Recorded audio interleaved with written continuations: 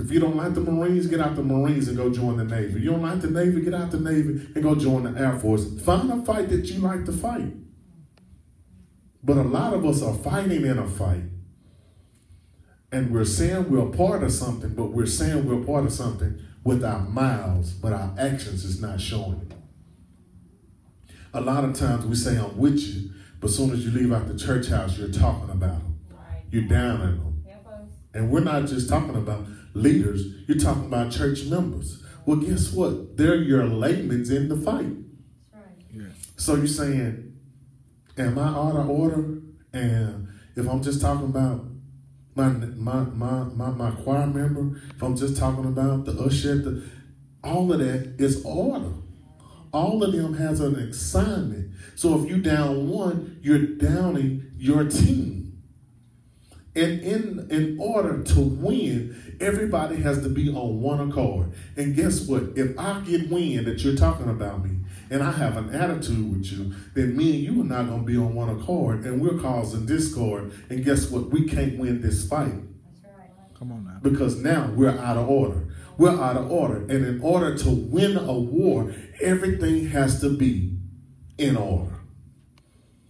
The Bible even says the steps of a good man is ordered. So that means with everything, there's an order. Even in war. You say, even in war, guess what? War on the physical side, I'm talking about the physical side real quick so you can understand it spiritually. Even in war, on the physical side, they have came up with codes and with rules of how to go to war. It's called the Geneva Convention. You can't just fight anywhere. Like if they decided to have war on the United States, they couldn't just go to New York and have a fight. Israel couldn't just invade New York. There's a certain place. There's certain places we should be able to fight and can't fight. There's rules to war. So if it's rules on the physical side to war, what makes you think it's not rules on the physical side, on the spiritual side to war? Spiritually, we have to be prepared to go into war.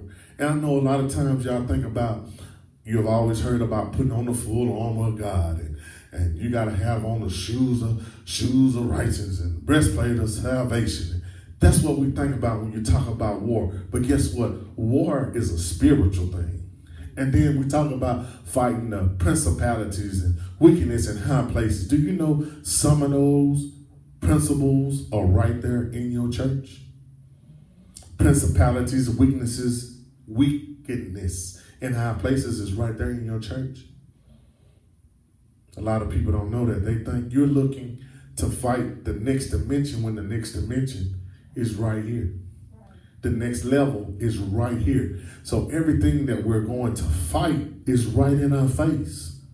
But we're looking so far ahead till we don't see what's right in our face. So you say, Zeke, how do I become in order to where with this fight, I'm in order? But number one, first thing is you have to make sure that the leadership that you're with, that you're following their vision. Spiritually, in order to fight a fight that you can win, you got to believe in the one that's leading you into war. Number one. If you don't believe in the leadership you're under, then quit fighting right now. You can give up that fight right now. Number two, make sure that you know your assignment. A lot of times in the fight, a lot of fights have been lost because the person didn't know their assignment. Yes. The general told the lieutenant to go on this hill and post up right here. But because he didn't go there and he went somewhere else, the enemy came in and took the hill. Well, that happens spiritually too, because the people of God, the leaders, the apostles have set us out and think that we're right here. We're taking care of this assignment. They think we have it taken care of.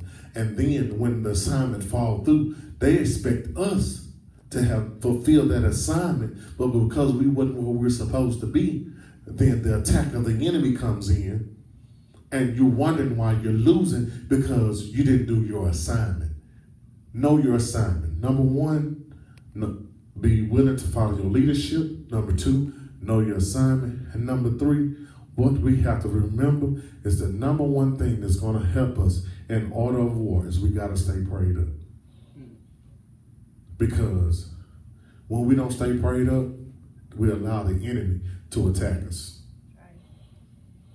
On every ground, we allow the enemy to attack us. So here we is in a place that where in order to be in this war, I know I got to get to the point to where that everything lines up so that when I attack the enemy, I know that I'm in order.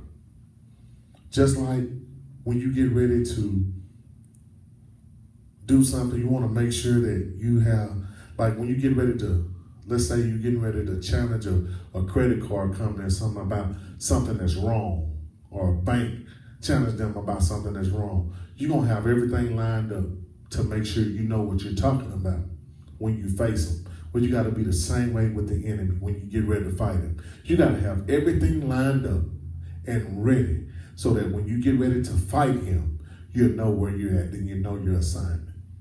So I say in this season, let's be ready. There's an order of war. Know your order. Know your leadership. Know who you're under. Know what you're facing. Know your assignment so that the order of war